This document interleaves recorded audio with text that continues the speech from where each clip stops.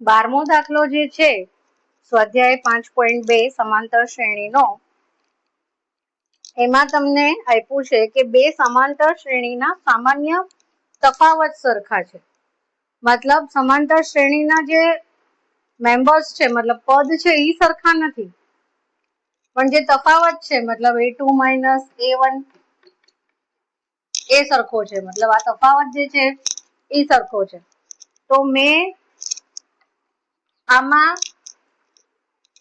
પહેલી શ્રેણીમાં a લીધું છે અને બીજી શ્રેણીમાં t લીધું છે, એટલે બંનેમાં ગડબડ ન થાય. મતલબ એક સમાંતર શ્રેણીને a પદ નામ આપ્યું છે અને બીજી સમાંતર શ્રેણીને t નામ આપ્યું છે. કેમ કે એમાં શું કીધું છે કે તેમના 100મા પદનો તફાવત 100 હોય.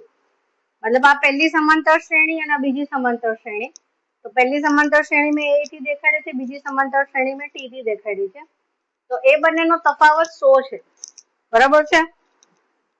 તો એમાં 1000મા પદનો તફાવત કેટલો હશે એ આપણને પૂછ્યું છે. તો સૌથી પહેલા આપણે આનું સૂત્ર શું, તો a પ્લસ nd. nd એટલે શું, મતલબ n-1d પણ કરો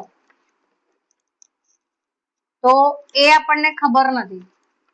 આ 100મું પદ એટલે 100 - 1 એટલે 99d, બરાબર.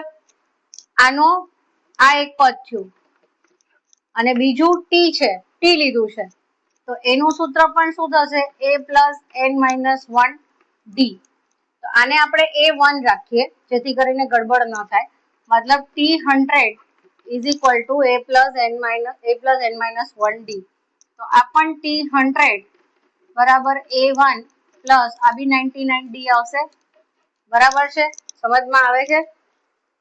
જો આપણને a નથી આપ્યું, d નથી આપ્યું, બંનેનો તફાવત આપ્યો છે 100. આપણે આની આગળનો દાખલો કરેલો કે આટલા પદનો તફાવત 100 છે અને પછી આ આટલાનું પદ કેટલું હશે એ બધું આપણને આપેલું.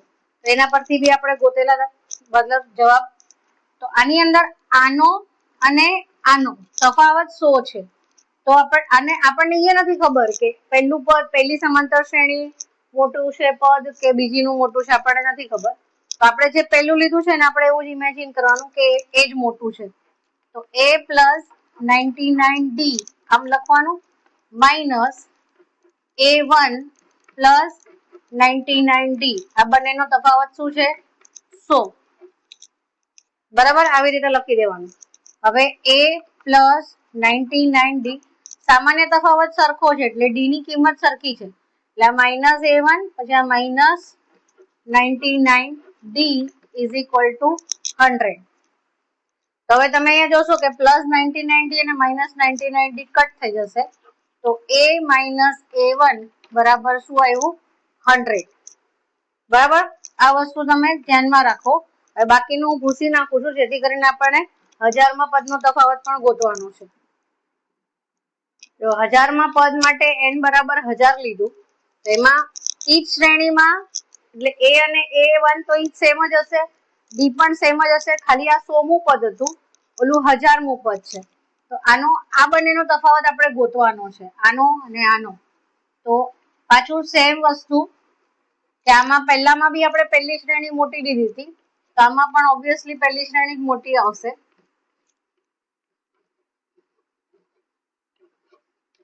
બરાબર, પણ આનો તફાવત આપણને ખબર નથી, આપણે ગોતવાનો છે. તો a plus 999d minus a1, આ માઇનસ છે બાર એટલે પાછું સેમ વસ્તુ 999d. તો અહીંયા પણ આ ઉડી જશે. હવે શું બચ્યું, હવે અહીંયા આગળ આપણે ગોતવાનું છે, આપણને ખબર નથી. તો અહીંયા પણ શું બચ્યું, a માઇનસ a1, આ પ્લસ આનું છે એટલે આ પ્લસ 999d અને આ માઇનસ 999d ઉડી ગયા, એટલે હવે બચ્યું શું, આ. તો આ શું છે, આ સેમ વસ્તુ છે, પહેલું સમીકરણ, ઠીક છે. તો આની જે કિંમત છે એ જ આની આવશે. તો 1000મા પદનો તફાવત પણ કેટલો આવશે, 100. સાબિત થઈ ગયું, મતલબ આપણે શોધી લીધું. કારણ કે એટ ધ એન્ડ આ જ આવે છે, તો કેટલામું બી પદ હશે એનો તફાવત કેટલો આવશે, 100.